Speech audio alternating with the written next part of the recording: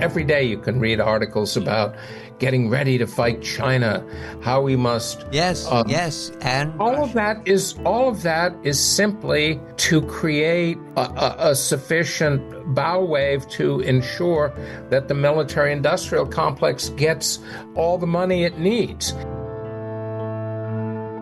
This is the Friends of History Debating Society. I am Gaius. Germanicus is here. We have much work to do in the 21st century in these closing hours of the 2024 election. One thing about the United States of America, it has frequent elections. So we don't get too fixed in any one result. In fact, I'd rather talk about the results of the 1940 election than the 2024. However, Germanicus is here, and I'm going to take advantage of it.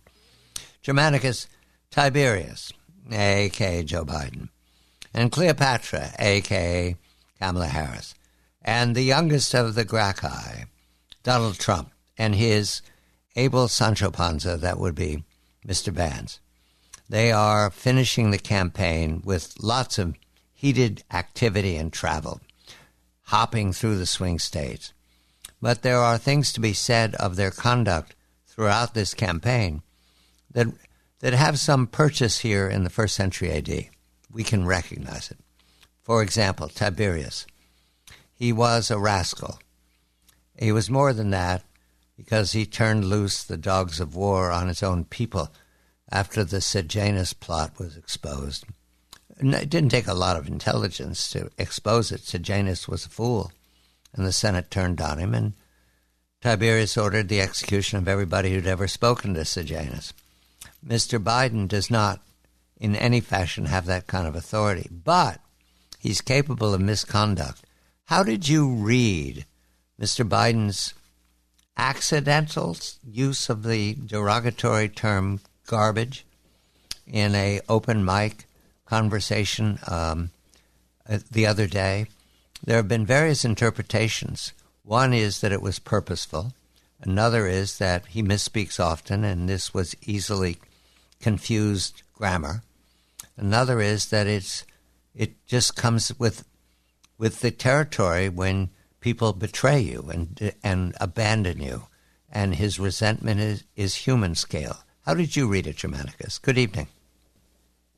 Good evening, Gaius. We have to understand at this point Mr. Biden's behavior within the carapace or context of his situation. And his situation is that of rapid decline.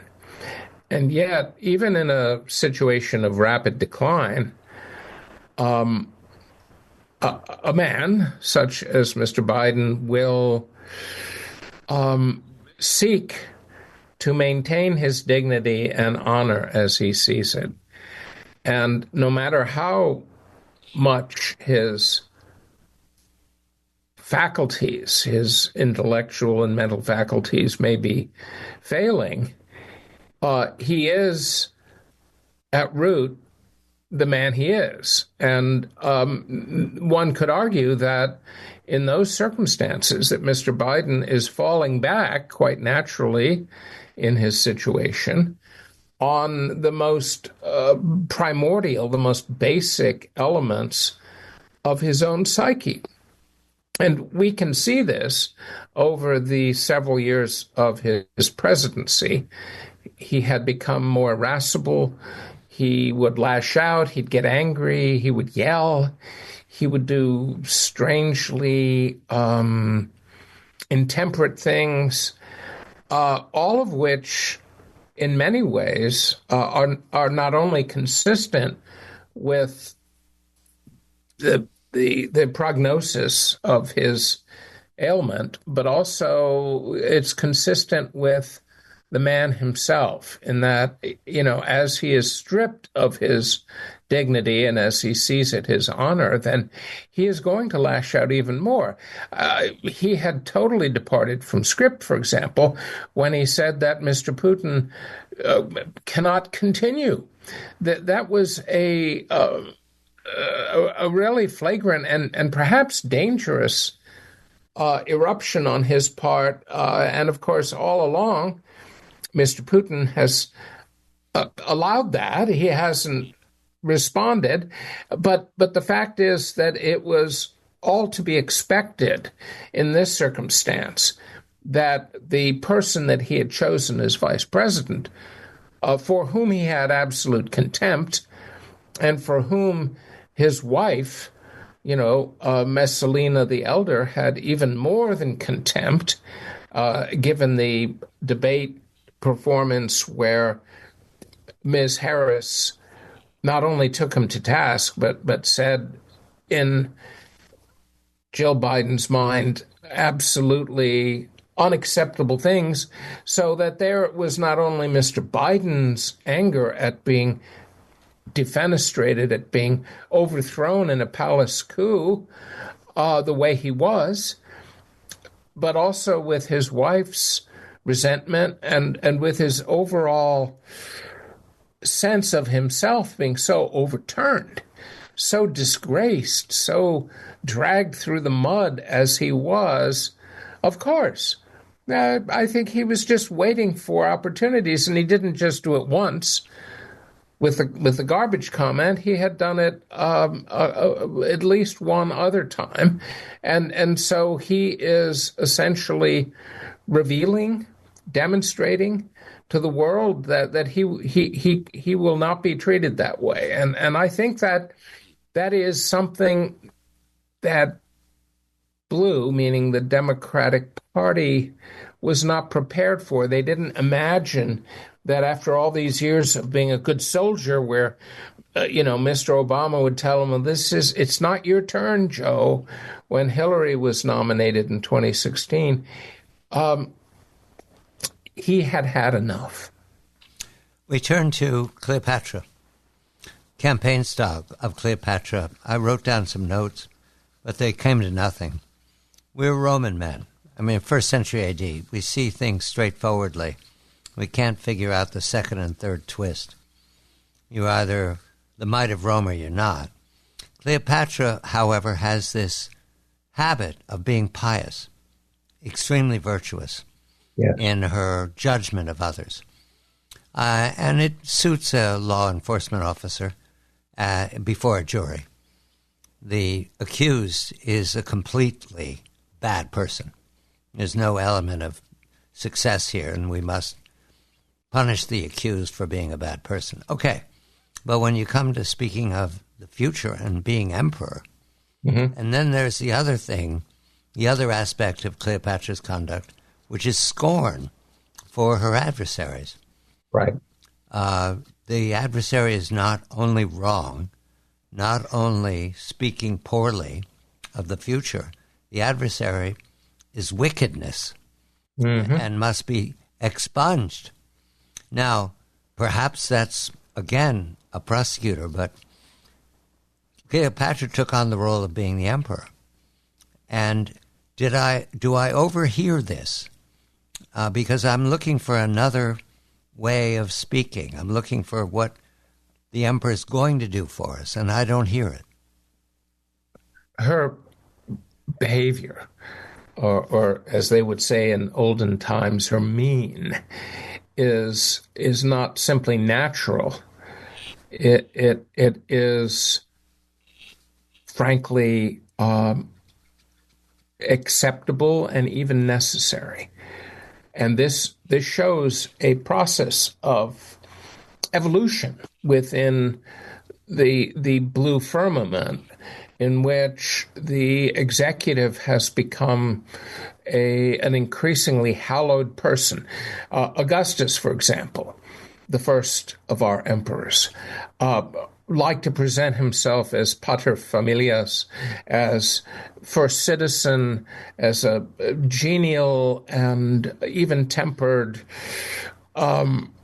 man who was not certainly above others, and certainly of his class. And yet within a few emperors down the road after Nero, the emperor, by definition, had to become a god. Not a god during his life, but his accession after death. And that became essential to the institution of the emperor in the Roman state. For as long as it existed, it changed after Constantine and Byzantium. But anyway, what has happened, I think, to the chief executive since the accession of Mr. Obama has been an increasing elevation of the chief executive to a kind of sacred kingship, an office of sacred kingship. And that transforms the person. And this has been inherent in American politics since FDR, certainly. But it has become more and more pronounced since John F. Kennedy. Nixon's come to it, although he was always mocked for it. But with Mr. Clinton and then with Mr. Obama, it has gone from level to level.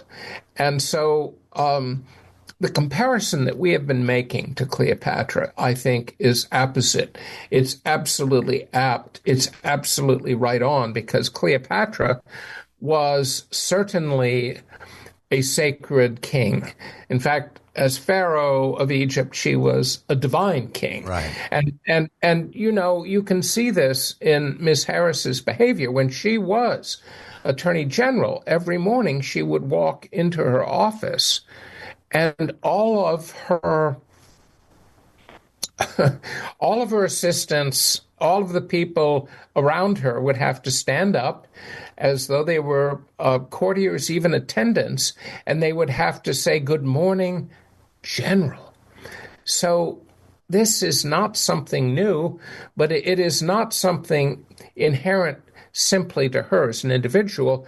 I believe that it's part of the developing office of the president as something sacred, and, you know, potentially in the future, if this office continues, the office of American Emperor, divine. We turn to the war in Eurasia. Ukraine. Russia attacks elements of its old empire, wants it back. Now Russia's reaching out for troops from the Koreas. Those troops are said to be either en route or possibly en route. There are a lot of rumors. We don't have to fix it so much as we're just talking about the Ukraine war is changing.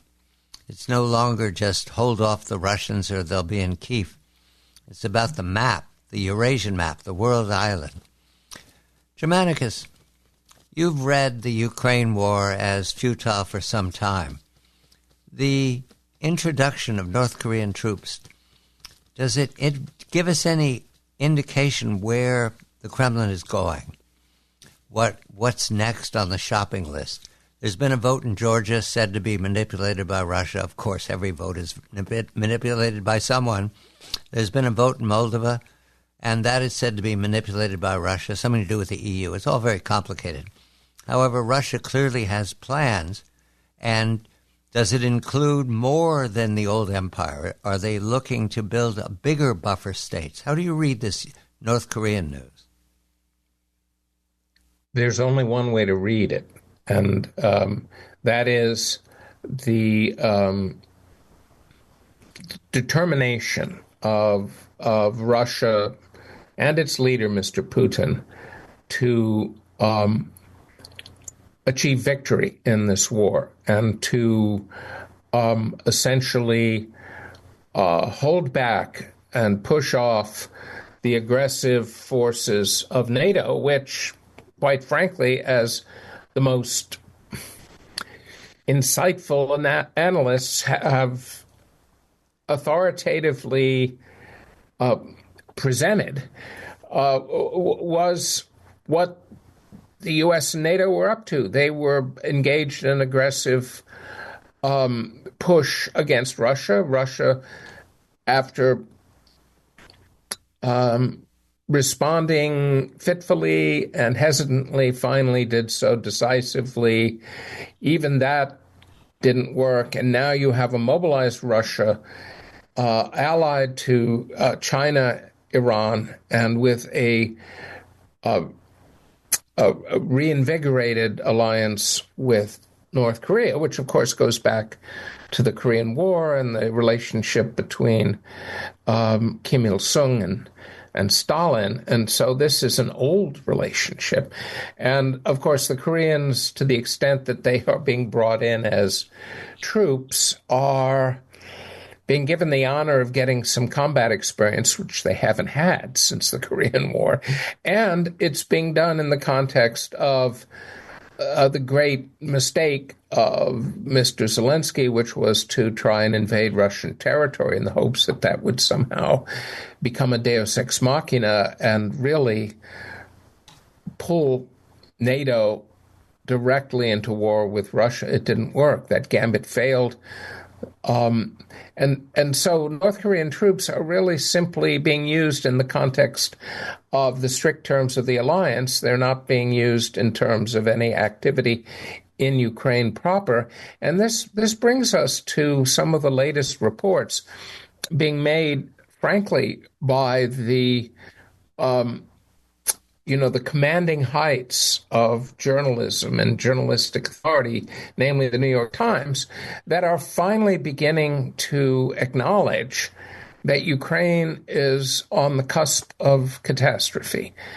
And for all of this time, the news media and all of the NATO governments have been lying to their electorates about the actual state of the war in Ukraine. And what's happened, and we can see this, and I know you've interviewed Nick Lloyd, who wrote a wonderful recent narrative history of the Eastern Front in World War I. I've been reading his book. I'm almost done. And the horrible takeaway from the Eastern Front in World War I is that it's all about attrition, and attrition is like a capital stock. Okay, so Adam Smith famously said there's a lot of ruin in a nation. Okay, that same is true of attrition in war. You can take a lot of attrition, but it's like a capital stock. When you reach that point where you've done enough ruin, or in war, where you've killed enough soldiers, you can't continue. And that is exactly where Ukraine is now. So finally, these august journalistic organs, mouthpieces, are saying, oh, Ukraine is losing, it's about to collapse sometime soon. They're still not telling you why that's happened. And the fact is they're still lying about casualties. The truth is that Ukraine has been losing 30,000 men a month for 3 years. 30,000 a month, meaning dead and irrecoverable casualties, and it's mounted up. You can do the math. The fact is that Ukraine can no longer mobilize people to replace those losses, and that means that the collapse is coming. Hundreds of thousands of Ukrainian soldiers have fled the country so as not to be mobilized. 120, who knows how many, have deserted in the last few months. And this is one of the points that Nick Lloyd brings up, is that an army is close to breaking when you're getting wholesale desertions.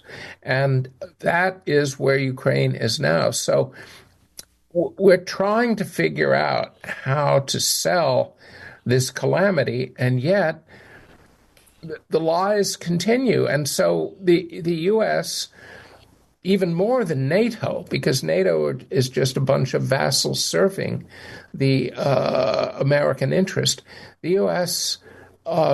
Imperial Court has to figure out how to deal with this war. Now, getting back to your question on Russia, Russia doesn't what does the Kremlin want? The Kremlin wants a secure Russia that isn't going to be threatened.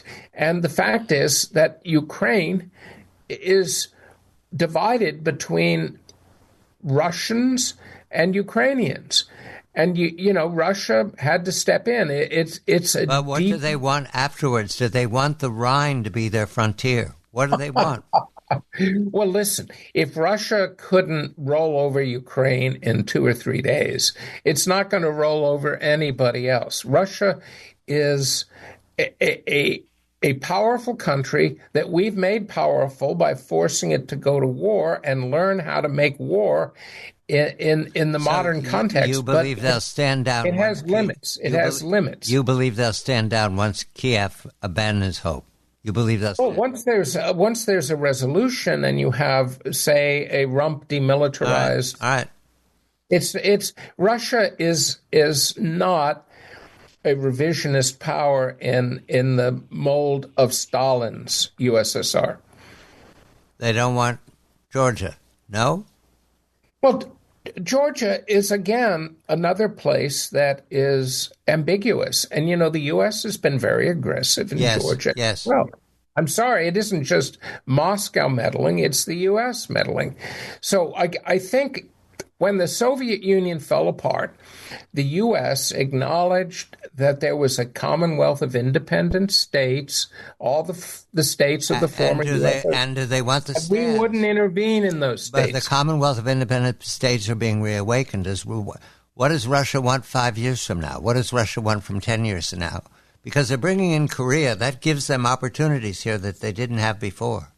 I think if you look at the war and you're a sentient human being, you'll realize that this war will send a message to Russians and has already done so. And that's only one message, and that is we don't need any more of these wars. Russia has discovered that it has limits, but if it achieves a victory in Ukraine, it will succeed in creating a space for itself where it is not threatened by the U.S. and NATO. That's its total goal at this point. I think what Russia wants is to be a prosperous nation and, if possible, reintegrated with Europe. If not, it'll integrate completely with China. All right.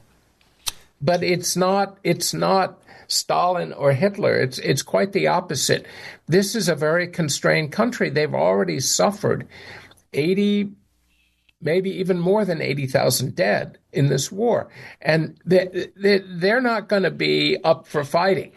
This is a different kind of Russia. And you have to look at countries today that have very low fertility, which isn't just Russia. It's Iran, it's China, it's all of Europe, it's the U.S. These aren't countries that are configured for intense war. 1940. America First is the organization. It's a committee headed by a man named Robert W. Wood, who's head of Sears Roebuck out of Chicago. It has distinguished friends, one of them Herbert Hoover, former president, Teddy Roosevelt's son, and most notably Charles Lindbergh, the lucky Lindy, the hero, the man who was, I guess you could put him together with, he's Musk, he's Glenn, he's something that we don't have anymore, an amateur who reinvents technology and then becomes so virtuous and so aggrieved because of violence against his son that he seems untouchable. And he travels to Europe for 3 years to escape the cameras who follow him around because he's a celebrity. It's late 20s. But he returns in 1939 because of he has a message for Hap Arnold, the head of the Army Air Force, which is that Germany's ready for war and Britain and France are not, and it's coming. By late 40, Roosevelt has been reelected for a third term, pretty much on the message that we must prepare for war, and you don't change horses in midstream. Pretty much that message. Lindbergh is preaching against him all the time in rallies in St. Louis and Minnesota and Chicago and New York. Huge rallies, 10,000, 15,000 people outside. He's speaking on the radio routinely. Mutual Broadcasting, NBC, CBS. He's great copy. What he's saying is inarguable. It's not our fight. We went in the first war and we were lied to by the powers. As soon as we were gone, they went back to scrabbling at each other for empires.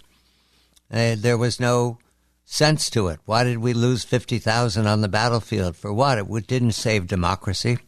It wasn't a war to end war. Here's another war coming. The Versailles Treaty was piracy.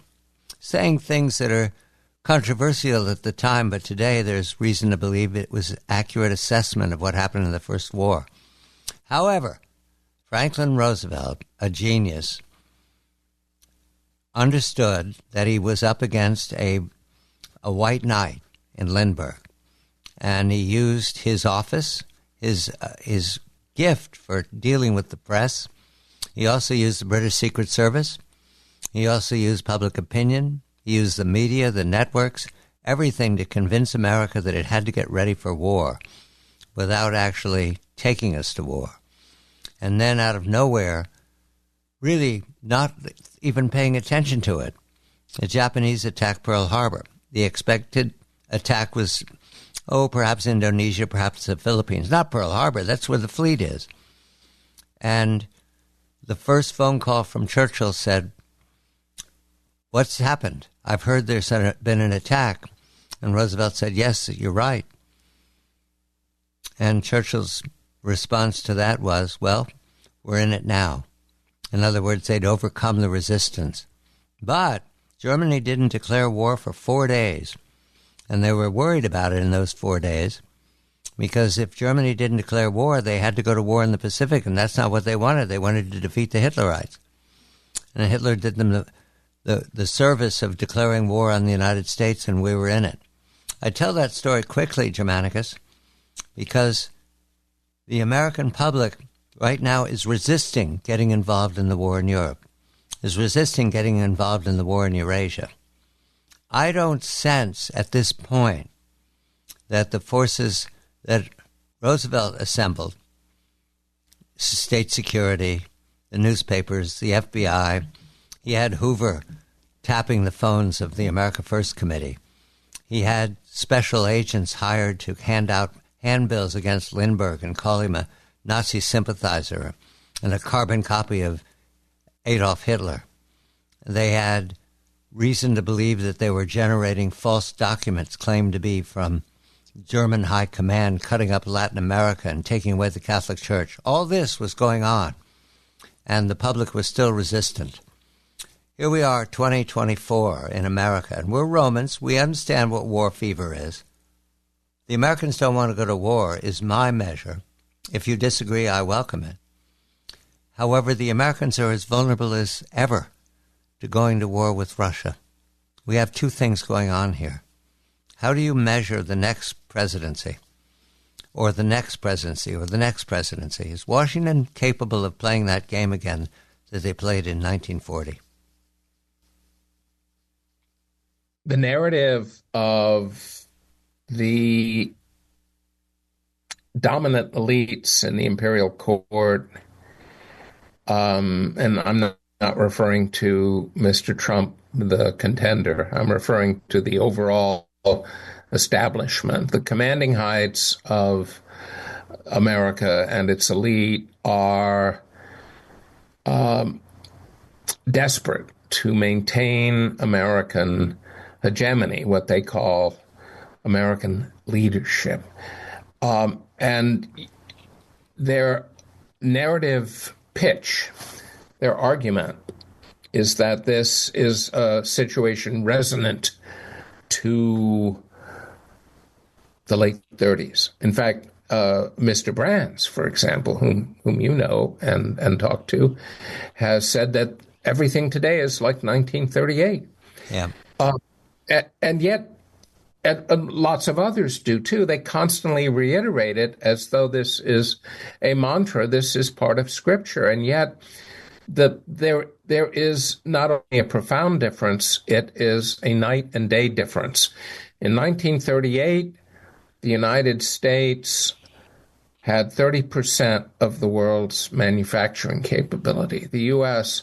was a giant astride the world, and if the U.S. mobilized, it would blow everyone else away, which we did. We also had the cutting edge in technology in aviation, which was seen as the key to the future, and we also had financial strength that we don't have today, especially after recovering from the Depression. And we also had in spite of the fact that there was a large anti-war movement, you had a mobilizable population of people who had good high school degrees and who were very patriotic. And you had a cadre of young men, 14 million of which we would mobilize in World War II, who would go and fight if they felt the cause was just. The difference today is stark in terms of the United States and its war potential. The U.S. is a flabby economy when it comes to fighting a war. It has maybe 9 or 10% of world manufacturing. It has a population that cannot be mobilized. 70% of American men could not pass and be accepted into the military. Educational levels have declined. And in fact, given what I mentioned in our last segment, with low fertility, no parent is going to want to see their son sacrificed. In other words, the potential support among mothers for their sons being drafted and sent into battle, it does not exist. It only existed in World War II, in fact, because of Pearl Harbor, a deus ex machina that Roosevelt Yes, but they didn't want to go to war. They didn't want to do it. And we don't want to go to war today. Can we be moved? No, because they were moved. It's more powerful than that. It's not simply that we don't want to go to war. We cannot go to war. We would be overwhelmed and we would lose within a very short period of time. Plus, unlike the situation that attained in 1940, Americans were angry, resentful, frustrated that Americans had died for nothing in 1917, 1918. But today, Americans are frustrated and resentful, especially the Americans who would most likely be the ones who would go to war, are frustrated with 20 years of war that has dragged the U.S. You're giving me all these reasons. Does that mean we will not go to war? We can't. Does it mean we won't? Yes, we will. All right. That's what I wanted to know, because the manipulation begins when they determine we won't. Well, one of the things that's come through to me most powerfully is the rhetoric of the tub thumpers and the cheerleaders for war. They're constant. Every day you can read articles about getting ready to fight China, how we must. Yes, and all of that is simply to create a sufficient bow wave to ensure that the military-industrial complex gets all the money it needs. None of these people, if you go talk to them, they will acknowledge that there is no way we can fight a war without the U.S. going through economic collapse. There is no capacity for the U.S. to mobilize. There is no efficient cerebral cortex at the heart of American government to effectively mobilize as we did in World War II. You're back to can't. Yes, can't. But can't equals won't in the context of the actual thinking of the ruling elite. All right, they want the money, but they will not go to war. Germanicus, you've been hit by a fever of rosiness. No, I've been hit by the reality of America's precarity right now as a power. There was the determination in 1940 was not a strong nation. It was one man, Roosevelt. He stood there on the re-election campaign and said, "I promise you I will not send your sons to die in a foreign war." The sinews are not there. We're too weak. And everyone knows it. Everyone at the top knows it. They do this as a kind of grandstanding. It's not serious. If it was serious, we would be mobilizing. You forget, John, that in 1940, there was a draft. In 1940, there was a gigantic Navy mobilization called the Two Ocean Navy Program. Yes. Come on. I mean, we were moving ahead toward the incredible mobilization that we would achieve in World War II, where we built 80,000 combat aircraft a year. You're repeating yourself about rosiness. No, I'm not repeating myself. What I'm saying is, when you absolutely cannot, nobody at the top is going to risk a war. They just love to talk about it when it has to do with things like the military appropriations bill. Michael Vlahos is Germanicus, rosy Germanicus. I am gloomy Gaius. We're by the Thames, putting our cups of wine down. We're heading to sacrifice to the great god Augustus. The theater remains closed because of a pandemic. Well, we didn't have that word. We talked about the plague. So we avoid theater, we avoid mixing in crowds. However, winter coming on, that's easy enough. And Germanicus is rosy, and I will take that because I've recently had my doubts about America and its ability to resist the manipulation of the major media. I worry about it. This is the Friends of History Debating Society. In Londinium, 91 AD, winter coming on, there will be springtime. I'm John Batchelor.